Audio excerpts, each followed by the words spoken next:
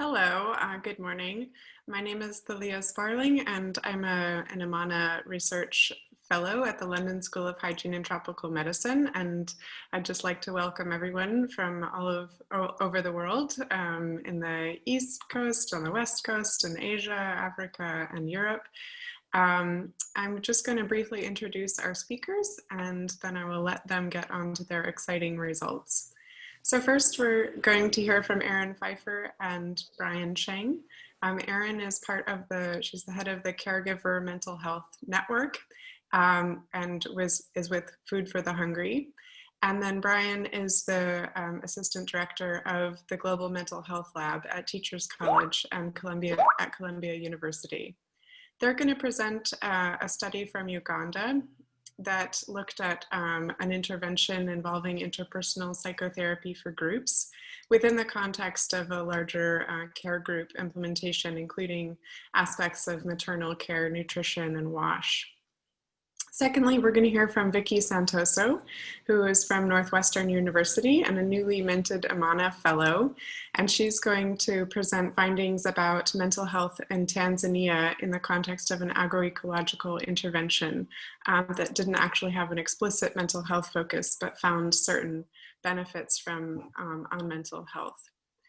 Afterwards, we're going to have some time for questions, and I'll also introduce a working group that we have started on mental health and food and nutrition security and tell you a little bit more about that. So I look forward to your participation, and over to our speakers.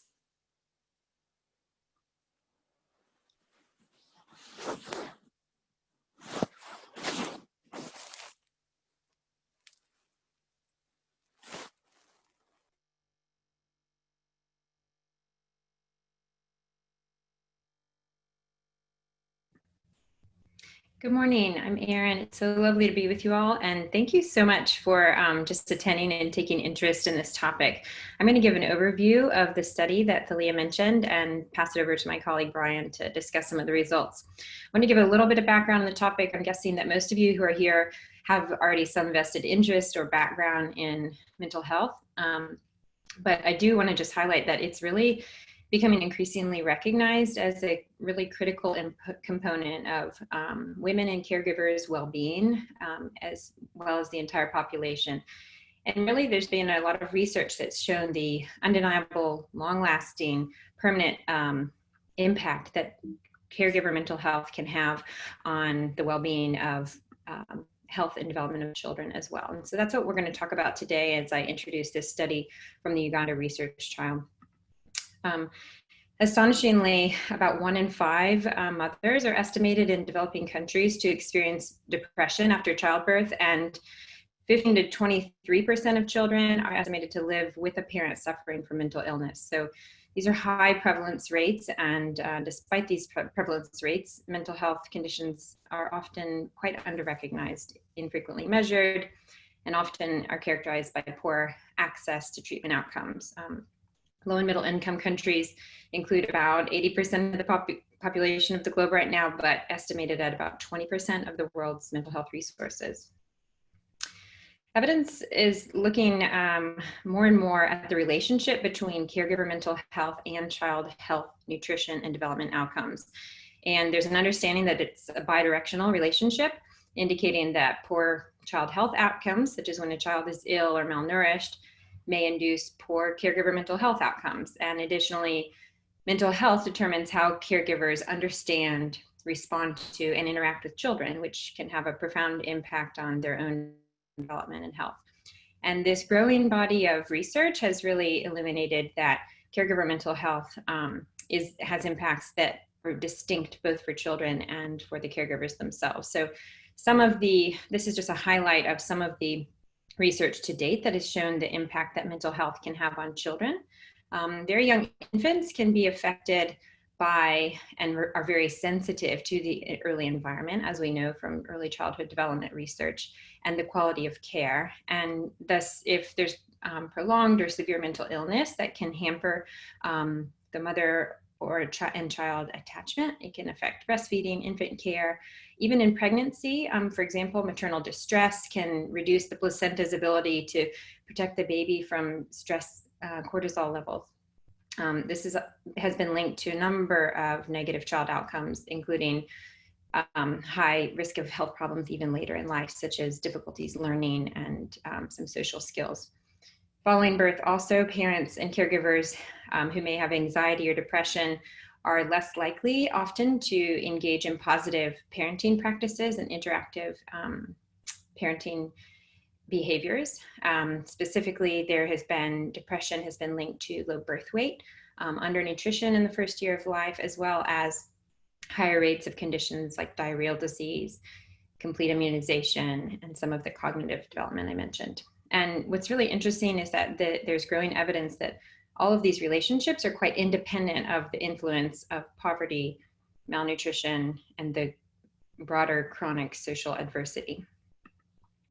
And as you would imagine, caregiver mental health also impacts the caregivers themselves. So there's certainly the significant burden for emotional suffering, but pregnant women who have suffered from depression have also been shown to be at higher risk of obstetric complications and preterm labor. Mothers with mental health problems have been reported to have higher rates of high-risk behaviors such as alcohol and substance abuse. And after birth, a mother with depression may be less likely to recognize or seek help for postpartum danger signs, putting her at higher risk. And there's a bit of a complication too with mental health problems, perhaps often being underdiagnosed because many of the core features for depression in particular, such as fatigue and poor sleep, are often commonly associated with motherhood. And so there's often a gender stereotype of what motherhood should include, and that can sometimes mask the ability to detect depression adequately. So in light of this important line of research, we had a group of partners listed here at the bottom: Food for the Hungry, World Vision, with research partners at Columbia University and Johns Hopkins, funded by the Eleanor Crook Foundation, to undertake this randomized control trial in Kitgum in Uganda. This was a three and a half year study from 2016 to 19, and was specifically looking at how does maternal depression affect the adoption of household nutrition, health, and wash behaviors that are really commonly promoted among international NGOs such as Food for the Hungry and many others. And does the treatment of depression, and we're going to talk specifically about the treatment using IPT or interpersonal therapy for groups, does that decrease depression any differently, and does it improve functionality? This is a little bit of the study design. So we started with 1,250 women in this region of Kitgum. These were women who were pregnant or mothers of young children under 18 months.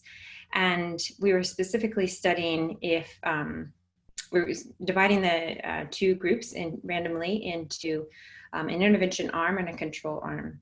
So those in the intervention arm received 12 weeks of this IPT therapy, which I can describe in a little bit more detail. And then the others in the control arm did have a 12-week equivalent waiting time.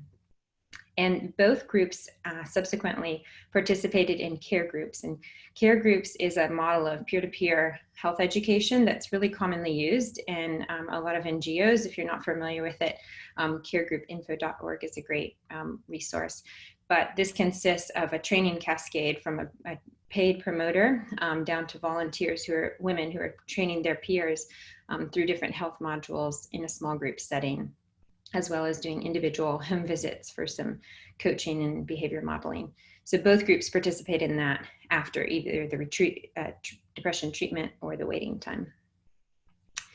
As far as the study sequence, we did an assessment at the beginning for all participants on depression status, functional impairment, and adoption of these behaviors. The topics listed below on this slide show the areas of health and nutrition and WASH outcomes that we were studying and measuring. After the randomization, and the treatment or waiting period, then 15 months was about the period for the care groups. This is a list of the outcomes that were measured in some of the tools, and I don't want to spend too much time now because I want to dig into the results and have time for question and answer. But if you have any specific questions about these outcomes and the tools that were used, feel free to highlight those in the chat, and we'll hopefully have time to address them later, or can follow up with you afterwards. And I did want to note that we, as far as child nutrition status, did measure height, weight, and length of the children, but we knew from the beginning of the study that we wouldn't be powered to adequately assess stunting. I'm going to hand it over now to my colleague Brian, who's going to really dive into the results.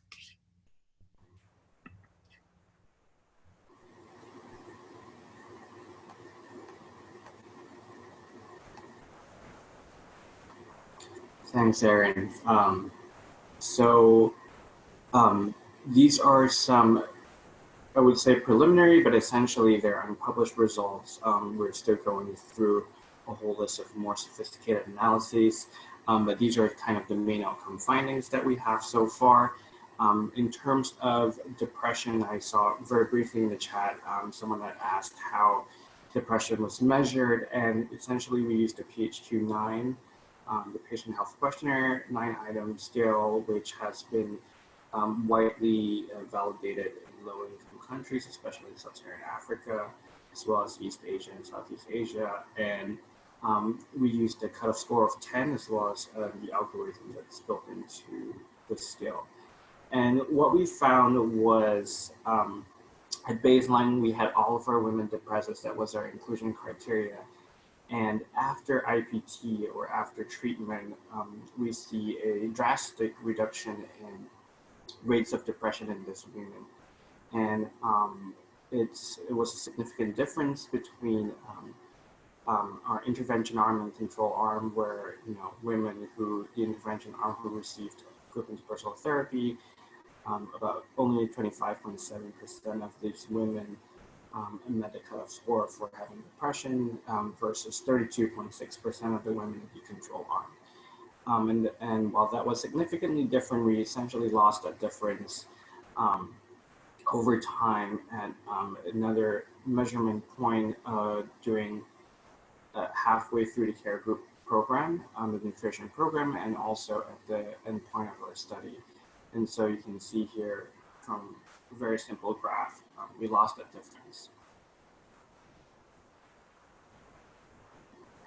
And next, here's just a simple depiction of the change and how depression really affects functioning as well, and how there was a significant difference in terms of the functioning scores here. And this one is measured by the PHQ functioning item 10. And we can see that clearly for the non-depressed women who either responded or omitted to treatment due to treatment, or some of them over time in the control arm, we can see that their functioning scores, the impairment due to functioning scores, so the lower the scores, the better here, were significantly lower compared to women who remained depressed throughout the whole study. And in terms of behavior, Can you speak up a bit? I think your sound is just a little bit low. Sorry, yes. Is this better? I think so. Thank you. Okay.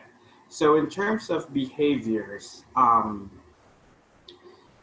in looking at the difference between the intervention arm, which is the arm that got group IPT or IPT-G, versus the control arm, with very rudimentary analysis, we see that at time 2, which is after the treatment or the equivalent waiting time, and this is before any of the care group promotion and modules went out, we have significant differences in base rates for four behaviors, which are mother providing enough iron-rich foods to their child, having a hand washing station and using soap in their hand washing, proper disposal of their child's waste, as well as usage of family planning. However, after controlling for cluster effects, because we did have about 30 clusters in our large sample, as well as for covariates, only 2 of these 4 behavior indicators remain significant, and that is for disposal of waste and family planning. As you can see, the odds ratios are about 1.4, whereby a mother in the IPT group had 1.4 times the odds compared to a mother in the control group of endorsing these behaviors. They were more likely to endorse these behaviors.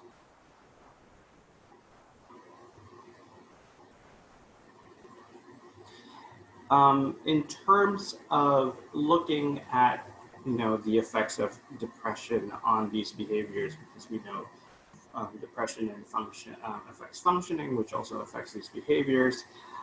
What we found was actually quite shocking and surprising. And again, this assessment point was actually before any of the nutrition programming went out. It was before care groups was implemented in these clusters and in these little communities and villages. We found 12 behavior indicators to be significant.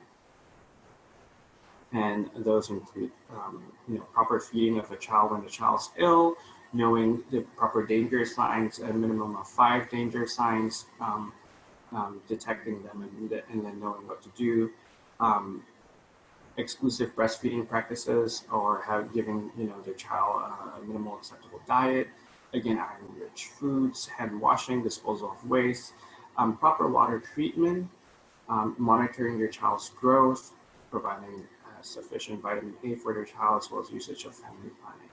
And it was quite stark to see 12 of our 10 indicators actually show significance. And this is before any food programming. So again, showing the huge impact of depression on these behaviors. And like before, we wanted to control for cluster effects again and covariates. And we're happy to find that after controlling for both cluster effects and a myriad of covariates, demographic variables, these 12 remain all significant with huge odds ratios ranging from as low as about 3 for water treatment up to 20 for disposal of waste. And that to us is a huge thing to be able to say that a mother who was non-depressed was 20 times more likely than a mother who was depressed to know how to dispose of the waste properly or to actually do it. And so that was one of our biggest findings. And what we found was after the modules went out, after the care groups were implemented and the different modules of nutrition and child rearing behaviors went out, we lost all that difference at the end of the study. And post modules, we didn't really find any difference anymore between depressed and non-depressed mothers. Only one actually module came out still significant, and that was for family planning. And surprisingly, for some reason, our non-depressed mothers actually didn't really use family planning. So this would go back to some of the more confounding questions, which we're still trying to figure out as we're going along. Hopefully, with some local guidance on could it be possibly that the non-depressed mothers are not using family planning anymore because they're they might want more kids now because they're not feeling depressed. But essentially, we didn't have any non-depressed mothers who were endorsing this behavior at that point. However, our depressed mothers were still largely endorsing that. And so essentially, our key messages from these basic findings, our main outcomes actually, which hopefully we'll be publishing quite very soon, is that depression matters. Depression is profoundly associated with maternal functioning and behavior adoption, as I showed you in the graphics 2 slides ago, with odd ratios ranging from 3 to about 20 times the odds between the depressed mother and the non-depressed mother. Intervention may be a promising strategy for increasing behavior adoption. Again, we see some differences in base rates in the time point even before the care groups went out and just after treatment of depression. There may have been a group effect as well in terms of care groups, as we see a comparable decrease in depression status and depression rates, even in the control arm, as well as the depressed mothers also catching up for their behaviors which really goes to show that there might be a group effect, or that the care groups and nutrition program was just very, very effective as an unintended effect for depression reduction, as well as definitely very effective for getting the behaviors to be endorsed by mothers.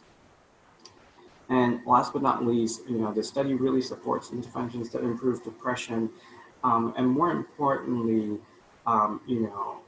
improve the health, nutrition, and wash behavior outcomes that we are really trying to investigate in these communities, and to show that on its own it may be as powerful, even without an actual treatment for depression. Thank you. And we also wanted to mention Tom, who is one of our consultants and is at World Vision.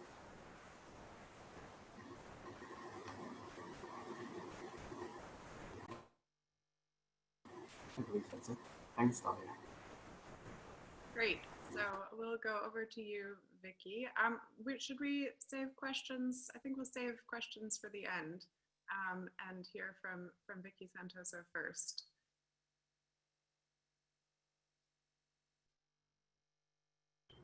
Hello, everyone.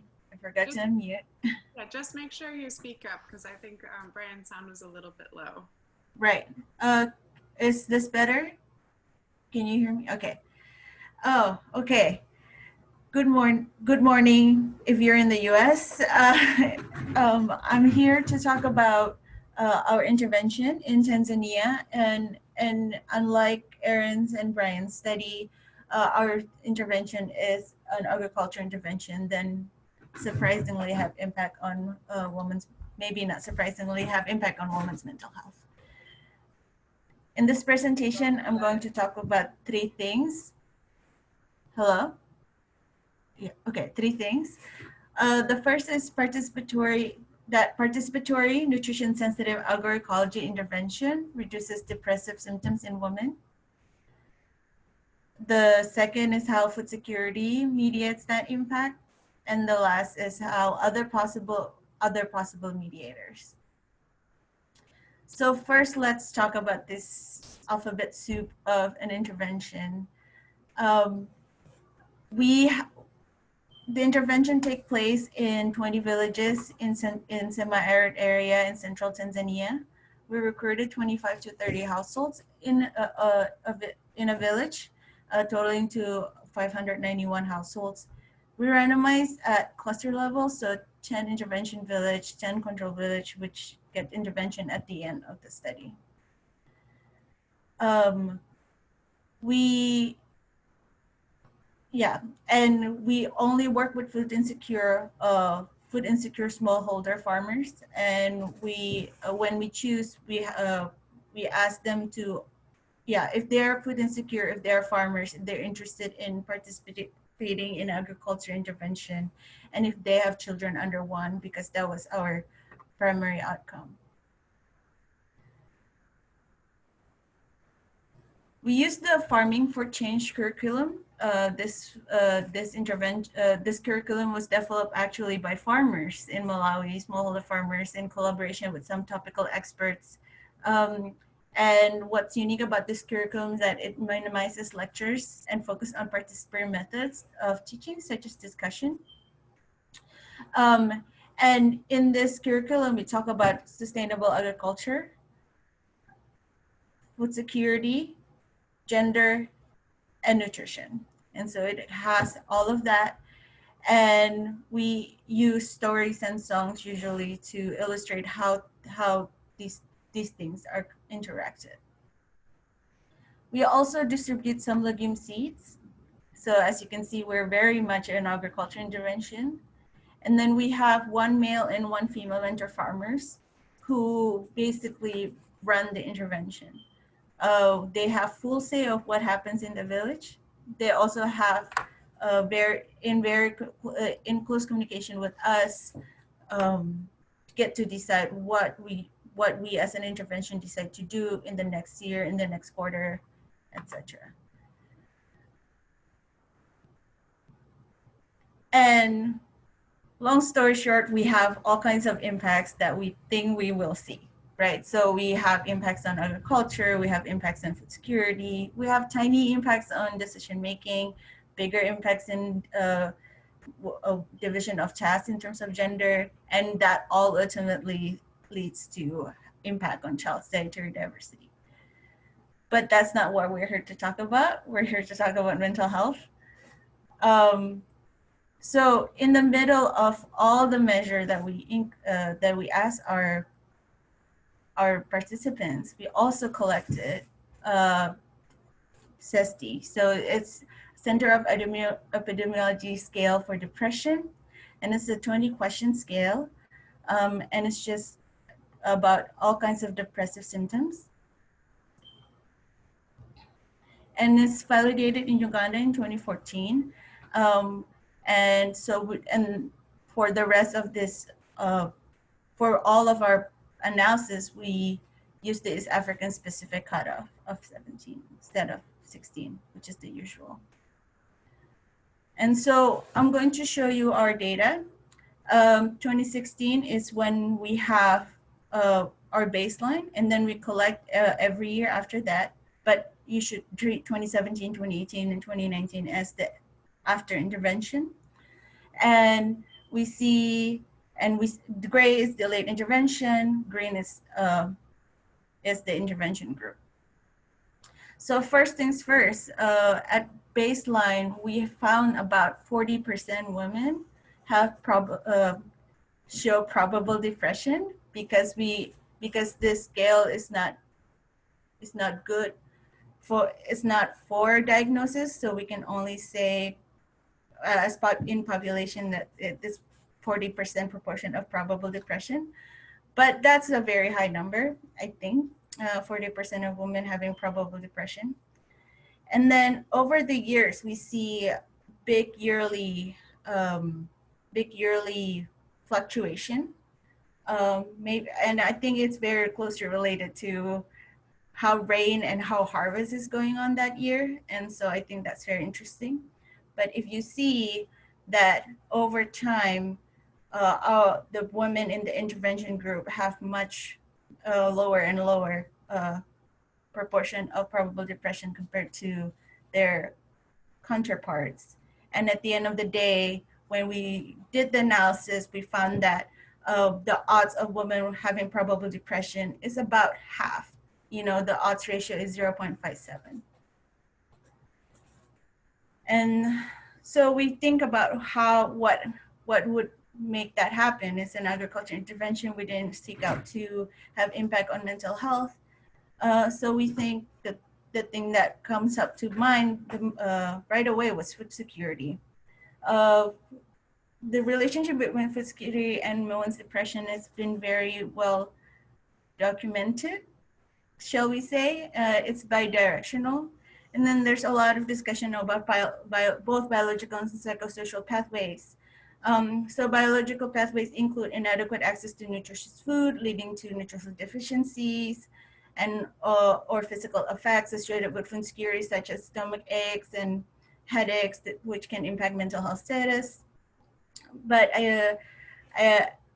I think more importantly, psychosocial pathways include inadequate access to sufficient preferred food, creating stress, and experiences of stigma for not being able to fulfill social expectation of providing food for the household. I think it's also very important.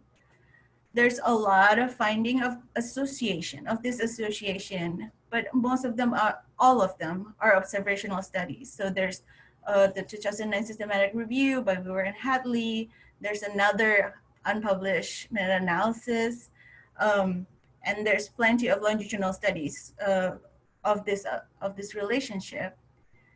And we know that, if you recall, this intervention did have impact on food insecurity. So we figured that we should check it out. We should see whether that's have an impact. So if a total effect has 0.57, we did a formal mediation analysis, and we found that so total effects odds ratio is 0.57. So another way to say that is odds of probable depression was reduced by 43%. Everybody with me on that? And then when we did the mediation analysis, the indirect effects odds ratio is 0.9. So in the odds, the indirect effects odds is reduced by 10%. So another way to say that is food security mediate about a quarter of the project's impact on women's probable depression.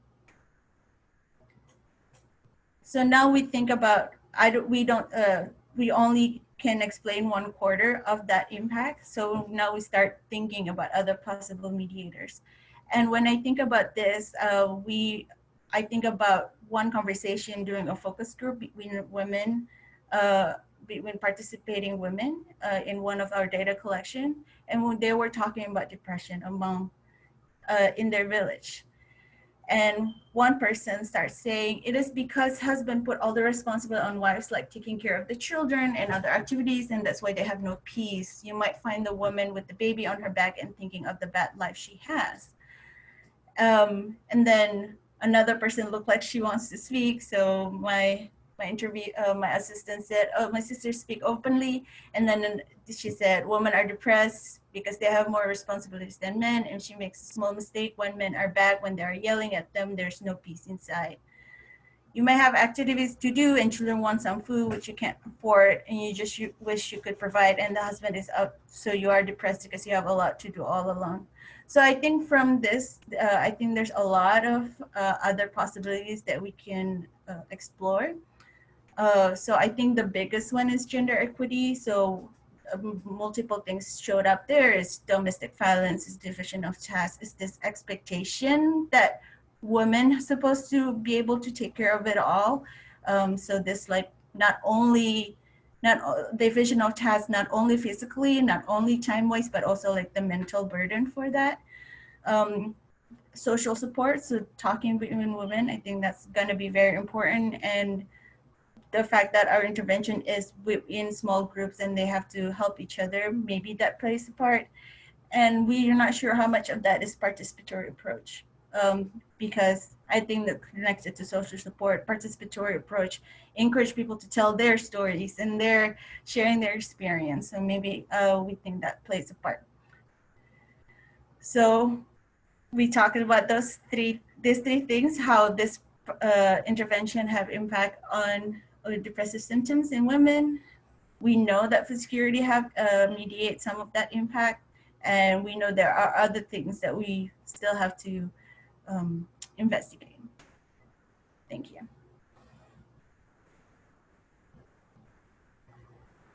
Wonderful. Thank you both, all three of you, for these really fascinating presentations. And I invited these two groups specifically because these are different kinds of interventions, but they are intervention studies that both show impact on mental health and speak to some of these broader determinants of both and how they may be related. So I think both of these presentations have brought up some really fascinating questions, and we'll take some time now to answer some of the questions that have been posed. I think we have most of them written in the chat box, and you're welcome to continue to write them there and they'll be organized. I think we may, in the end, have a bit of time for people to raise their hands, but let's start now with questions that have been posed. So the first question is from Lisa Sherborne and Irene Dooley. The question is, could we speak a bit to how we are defining poor mental health and mental health problems? Specifically, would this include common mental disorders or focus on clinical depression? If you guys don't mind, I'll actually just answer that quickly, because Brian did speak to that. And I think there's a broad umbrella called mental health, and under that are several different factors. And the most common one that we see measured in the global mental health space is depression. It's often not measured clinically. It's measured through screening tools, which are not diagnostic tools. They just show the probability at a population level that those people should be basically in a higher income context would be referred to professional services. And it's a big issue for what mental health services are actually available in these contexts. So, but these screening tools are generally a bit the best we have at the moment at a large scale population level. And then there's of course the other common mental health components such as anxiety or stress. And there is more focus on these common mental disorders worldwide. There's a whole other branch that deals with psychosis and disability and other aspects of mental health.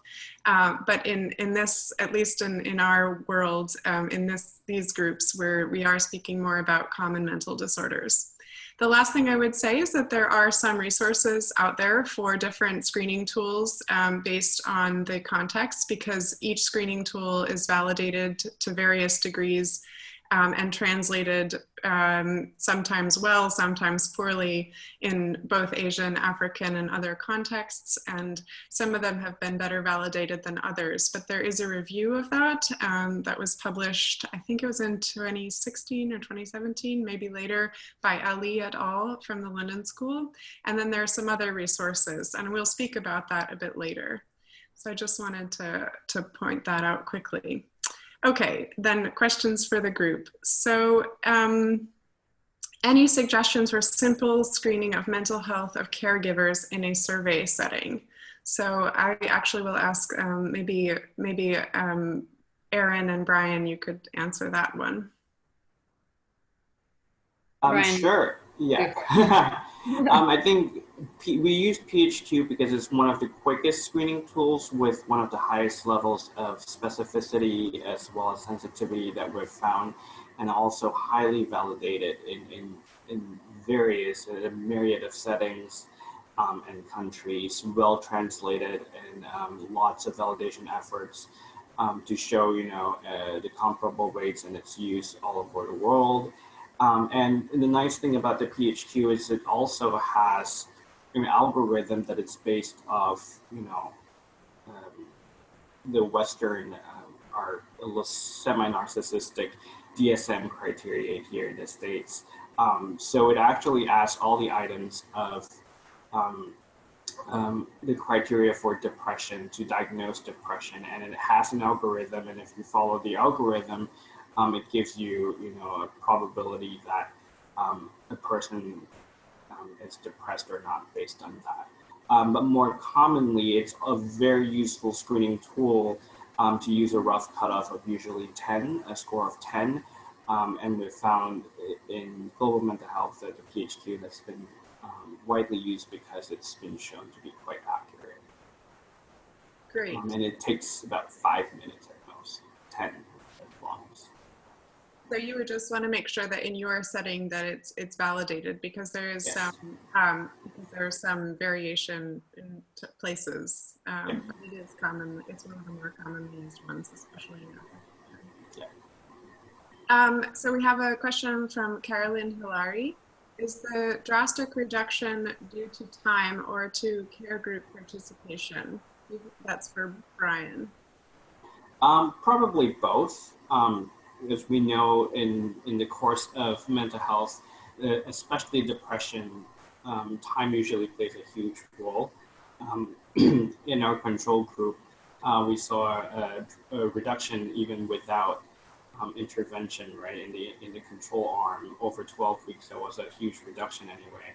I do want to state that a limitation of our study was that even in the control arm, because there was nothing there in that region, we provided not just treatment as usual, but it was really an enhanced version of it, because even the control mothers in the control arm who didn't get the depression intervention, still one was assessed and was still reached out by our health workers and our community workers.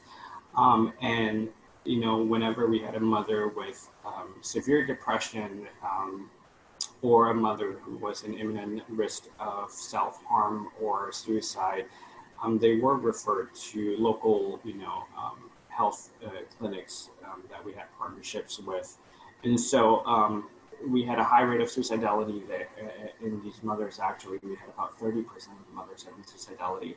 So if you think of it, that 30% actually got more than just an equivalent wait time. They got some form of assessment, they got some form of reach, some form of care and treatment, actually. So that could also be contributing to the fact that, you know, mothers who did not get intervention still actually had a huge reduction in depression scores. Great. So I'm going to ask you, Brian and Erin, a few more questions, and then I'll go to the, some of the questions for Vicky, and then some of the questions for everyone. A question from Grace is, was the randomization at the individual or cluster level in your study? And if done at the individual level, do you have a sense of spillover within villages? Then a second part is the loss of association between depression and behaviors in your last slide partly due to the smaller number of depressed mothers? Is that a problem of power? Great questions, thank you. So the randomization was actually done at a cluster level, and our prospective intercluster or ICC interclass correlation that we set was actually quite conservative, and it was set quite high because, you know, we didn't have many studies to base off as a guidance, and so we wanted to be safe, and so that played a role in our huge sample size, right? Surprisingly, what we found was that there was actually very little spillover, and I don't have the actual ICC now to report. I have the number somewhere, but it ended up being lower than we expected. Again, in this region, the clusters are actually quite far from each other, and so spillover was minimal, and that's also one of the reasons why we control for cluster effects in our results. Even though the clusters turned out not to be a significant factor in the models. And as to the issue of power in the last slide, a little bit could be that. Honestly, the model didn't converge for few of the factors for controlling for covariates and as well as for cluster effects, because there were not enough depressed mothers who endorsed or didn't endorse those behaviors, given how we had such great reduction in depression rates. However, we do have results, unfortunately we didn't include it in the slides today, of the mid-care groups where we still had enough mothers within each quadrant for the analysis to be done. And also, and at that point, we also didn't really find any significance. So it could be that we didn't have enough depressed mothers, but when we did have enough depressed mothers, we still didn't find it significant. So I think that goes to, that speaks of kind of the strength of the care groups and nutrition programming. Great, thank you so much. Here's a couple of questions for Vicky Santoso. Sunita asked, could workload be another possible mediator in the context of your study? Yeah, workload definitely, I think, is a factor. And I think someone else right after that asked about like whether we collect time use data, which we did. So we do have time use data. It's all self-reported. We don't follow any women around as they go about their day. But we have that. But we also asked women to rate their husband on their participation of household work and childcare. So maybe that's also another venue that we are definitely interested in exploring, but we just haven't yet. But I definitely think that's a big deal. Yes, so that also speaks to another questions from Surabahi. Did you also track the time use data, as in the changes in unpaid care work, if any, or changes in working days, income, or childcare practices? I think you have mostly. Yeah, but yeah, and we don't see. Yeah. It's been a while since I checked that data, but if I remember correctly, in the women's time itself, I don't think we see an actual impact, like a big change or statistically significant impact on different time uses. And I think that's why we didn't really look into that. But we did see increase in men's involvement as reported by women. So I think that might be something that would be interesting. Yes, that was actually another question that came in about the husband's role and then husband's mental health condition. I think you guys, neither of you measured the men of the house, the husbands, in their mental health within the study. Is that correct? We did measure ours, but only starting, so we don't have baseline data on them. We have 2017, 2018, 2019. You know, we learn as we go. And if I looked it up really quickly, and I think we have, the men have about half the proportion prevalence of probable depression as women, and the program doesn't have impact on women's depression. Maybe that's why I'm biased to not remember a lot. Interesting. Yeah, neither did we in the Uganda study in northern Uganda. What was interesting that we find, which kind of supports Vicky, your findings even without baseline, is unfortunately we didn't measure it. That's the answer. We wish we had, but what we got was a lot of qualitative testimonials from women, and actually the husbands, or the men in the households, approaching our facilitators, our house promoters, and stating that they wished that they also got whatever their wives or the women in their household got, because they saw the difference in improved functioning and interpersonal relationships because of the type of treatment that we gave, which was interpersonal psychotherapy. And they were asking if they could get it themselves as well. So very encouraging. Unfortunately, we didn't get data for that. Interesting. Quantitative data, at least. Great. Okay, so there's a question from Tigist. Mamo, I can't actually see the last bit, but she asks about Vicky's study, is there any psychosocial support intervention included as one of our interventions to reduce probable depression? And actually, I'll just answer that for her. There wasn't any explicit mental health or psychosocial component of that. It was more about food security, agriculture, production, dietary diversity, things like that, which makes the findings all the more interesting. So I'm going to ask one more question for Brian, and then I'm going to ask sort of a more general question to both of you. From Carolyn Hilary, she says that I don't like the word maternal functioning. Is there a discussion about finding a more gender-just term? I can chat briefly to that, but add on to Brian from more of a technical point of view. But yeah, we've tried really hard to use the word caregiver, understanding that it's not always the mother that is the caregiver of young children. So the actual depression that we were measuring was only for mothers, and thus it was the functioning related to the DIME tool that was specifically for women and mothers. But in general, we have used the word caregiver, and knowing that that isn't always either mother or father, that could be an older sibling or a grandparent, an aunt or someone like that. And just to add to that, again, it was maternal functioning. Unfortunately, we used that term, was really specific to the sample that we were studying, which was either pregnant or lactating women with a child under a certain age. But in previous studies, mental health studies without the nutrition piece to it, we certainly found rates of depression also in the older women, grandmothers in their family, for example, or older women in the household who may not have children or whose children are outside of the age that we would typically think that an intervention would have any effects anymore. Wonderful. Okay, so there's one question to both of you about whether you are planning to do any analysis, or did you do any measurement, first of all, on the associations with intimate partner violence or violence at home.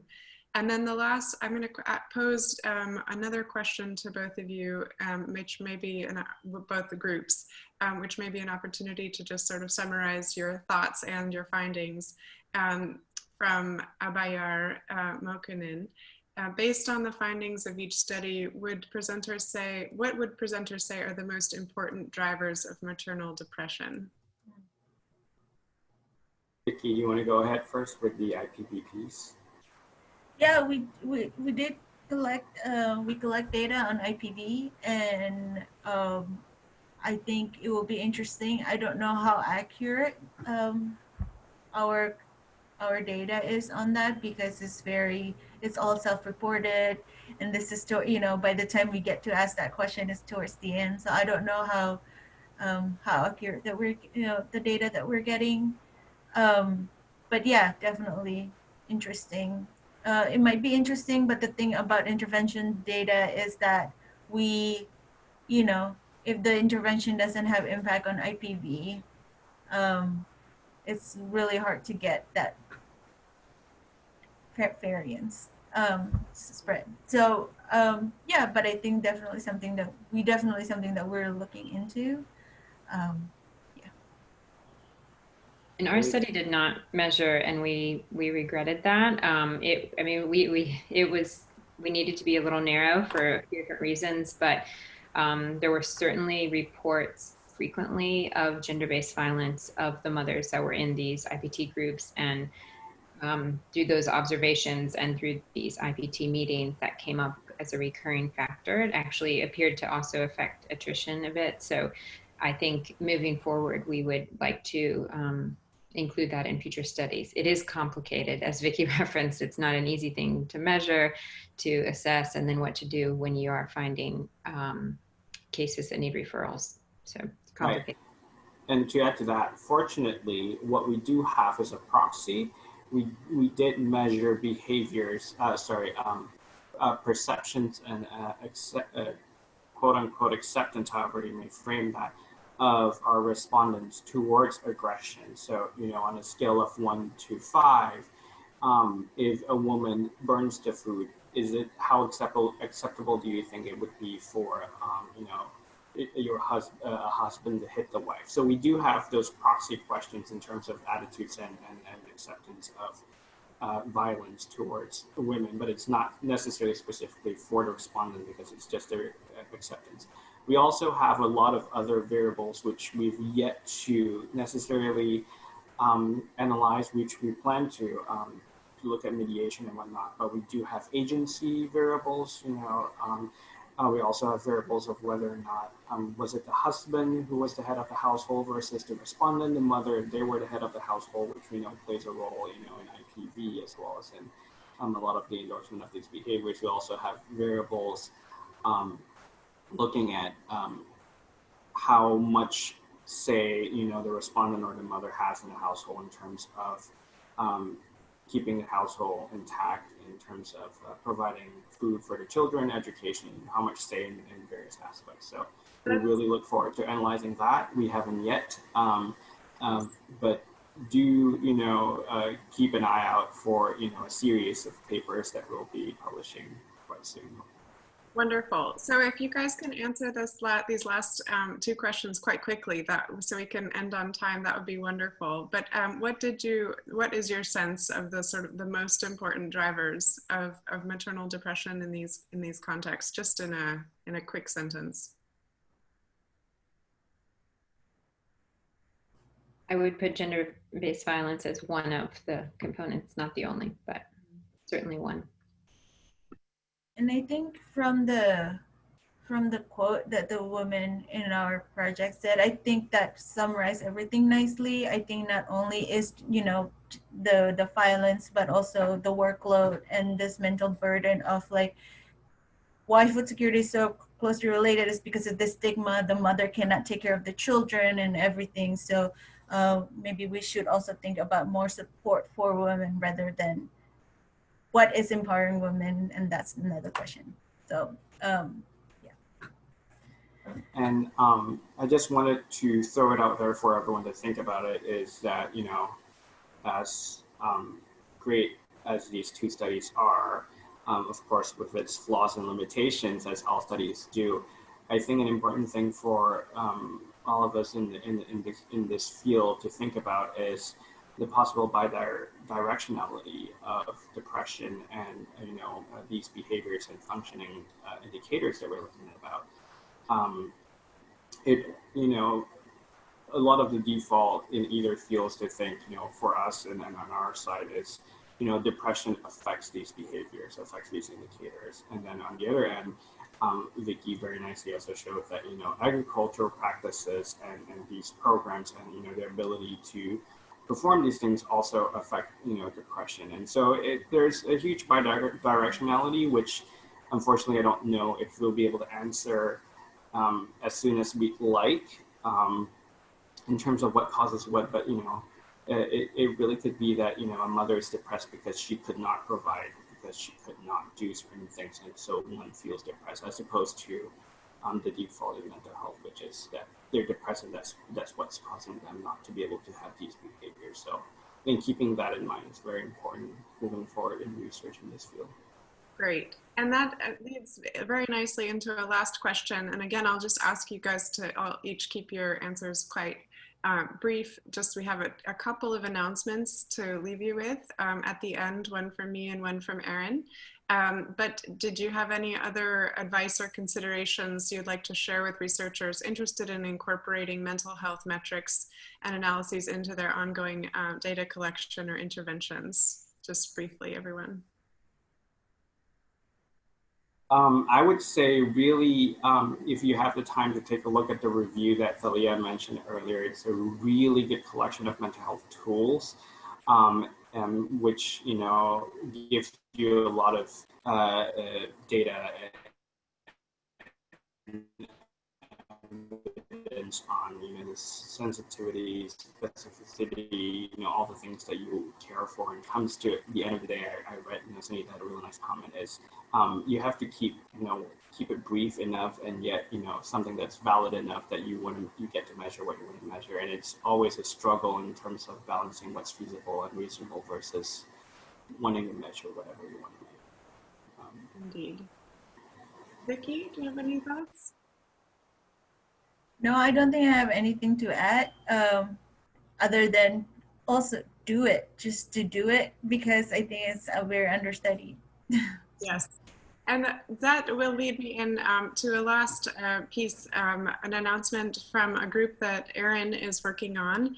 And actually many of the speakers, all of the speakers are part of a new ANH Academy working group. And these working groups, they're designed to coalesce thinking around metrics and methods that accelerate progress on the agriculture, food systems, nutrition, health space. And we've launched a new working group specifically on mental health and how that relates to food and nutrition security.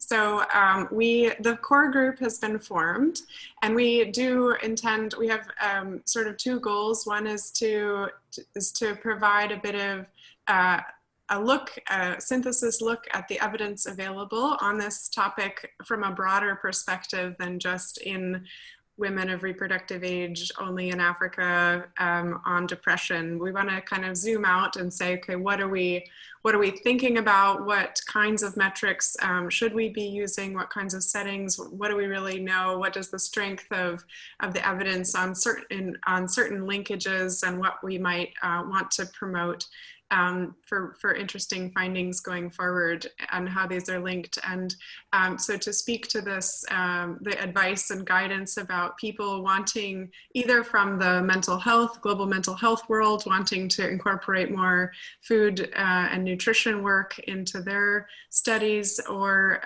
implementation, or from the other side of the food and nutrition security world, wanting to look more at mental health. We hope that this working group will provide a bit of guidance and thinking and framing for those who want to undertake work on this.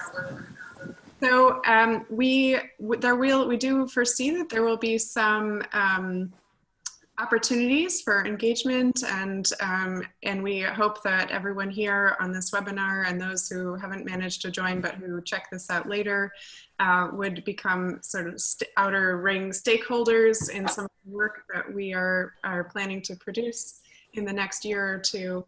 So please do stay tuned. And then I'll let Erin, I'm going to pass over to Erin, who can then pass to Abel to close for an announcement about their caregiver mental health network. Thank you so much. And I just wanted to flag this caregiver mental health knowledge sharing series. If this topic is at all of interest for you, I'd really encourage you to join. I put the link in the chat box, caregivermentalhealth.org. This is intended to be a knowledge sharing between implementers, researchers, advocates, policymakers, funders, really talking about this issue, looking at how we can potentially share learnings, lessons learned from initiatives that are already happening, and also collaborate on work that is still yet to be done. And we're specifically launching a Sub-Saharan Africa sub-series of this larger knowledge sharing network this fall. And in October and November, we'll be having a set of live sessions, some interaction in between these live sessions, some asynchronous learning that it's going to be really exciting. We have a really dynamic set of speakers and participants already planning to be involved. And it's already funded and covered by the Eleanor Kirk Foundation and the USAID Office of Food for Peace. And so please check that out and sign up for the monthly newsletters, and hope you can join us in October and November. Wonderful. So over to you, Abel, to with any announcements. Oh, we can send, people have asked for some of the links and references and resources that we've mentioned during this meeting. So we can send an email with a list of those. We get more light in here. Can we get more light in here? Sorry. I'm not sure what that, I'm not sure if that was directed at us, but we can definitely send some of these resources out following this meeting. Yes, I will also echo that one. I just want to say first, thank you for everyone for attending, for participating on this webinar, but also for Erin, Vicky, and Bran for your great presentation. We will have the video and also the PowerPoint on our website. We will also send you the resources once we have edited the video. So I think that's it from my end. And don't forget to join us also for the other webinar that we have next week. Great. Thank you, everyone. Nice to see you all. Thank you, everyone. Thanks so much. Bye.